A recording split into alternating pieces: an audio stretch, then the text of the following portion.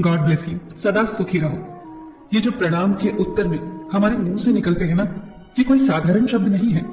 ये दुनिया के सबसे कीमती शब्द है। आजकल हम इन बातों को महत्व देना बंद करते जा रहे हैं, पर यकीन मानिए, जो प्रणाम के जवाब के रूप में आशीर्वाद हमें मिलता है या हम किसी को देते हैं, वो 100% चमत्कारिक शब्द होते हैं, बेशकीमती शब्द होते हैं। एक बहुत प्यारी कथा कहने जा रही हूँ। महाभारत का युद्ध चल रहा था। एक दिन दुर्योधन के व्यंग से आहत होकर भीष्म पितामह यह घोषणा कर देते हैं कि मैं कल पांडवों का वध कर दूंगा। इस घोषणा का पता जैसे ही पांडवों को चलता है तो उनके शिविर में बेचैनी बढ़ जाती है। सभी को भीष्म पितामह की क्षमताओं के बारे में पता था, इसीलिए सभी अनिष्ट की आशंका से परेशान हो जाते हैं। तभी श्री कृष्ण द्रौपदी से कहते हैं, तुम अभी मेरे साथ चलो। श्री कृष्ण द्रौपदी को लेकर सीधे पितामह भीष्म के शिविर में पहुंच जाते हैं।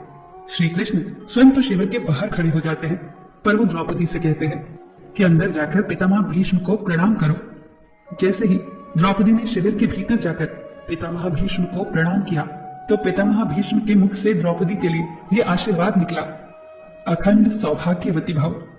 जैसे ही ये आशीर्वाद उनके मुख से निकला, उसी क्षण उन्हें स्मरण हो आया कि आज ही तो उन्होंने पांडवों के वध की घोषणा की थी और स्वयं ही उन्होंने द्रौपदी को अखंड सौभाग्यवती रहने का आशीर्वाद दे दिया।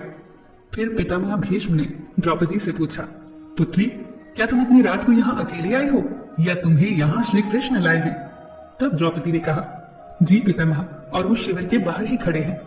शिविर से बाहर निकलकर दोनों ने एक दूसरे को प्रणाम किया और पितामह भीष्म ने कहा, मेरे एक वचन को मेरे ही दूसरे वचन से काटने का काम केवल कृष्ण ही कर सकते हैं। शिविर से वापस लौटते समय श्री कृष्ण ने द्रौपदी से कहा, तुम्हारे एक बार जाकर पितामह को प्रणाम करने से तुम्हारे पतियों को जीवन दान मिल गया है। अगर तुम प्रतिदिन भीष्म, धृतराष्ट्र, द्रोणाचार्य आदि को प्रणाम करती होती और दुर्योधन, दुशासन आदि की पत्नियां भी पांडवों को प्रणाम करती होती तो शायद इस युद्ध की नौबत ही न आती। जो हर घर में कलह कलेश का वातावरण रहता है, वो कहीं न कहीं इस बात के मूल से जुड़ा है कि हम संस्कार भूलते जा रहे हैं। हम जाने अनजाने अपने बड़ों की उपेक्षा करने लगे हैं। याद रखना कि हर चीज पैसे से खरीदी नहीं जा सकती, और ये भी याद रखना कि हर बात का जवाब गूगल से नहीं मिलता। उसके लिए बुजुर्गों के पास भी बैठना पड़ता है। शरीर की खुराक के साथ साथ हमारी आत्मा को भी खुराक चाहिए, जो संस्कारों से हमें मिलती है। हम भूलते जा रहे हैं आशीर्वाद के महत्व को। आशीर्वाद एक कवच की तरह होता है जो हर बाधा से हमारी रक्षा करता है।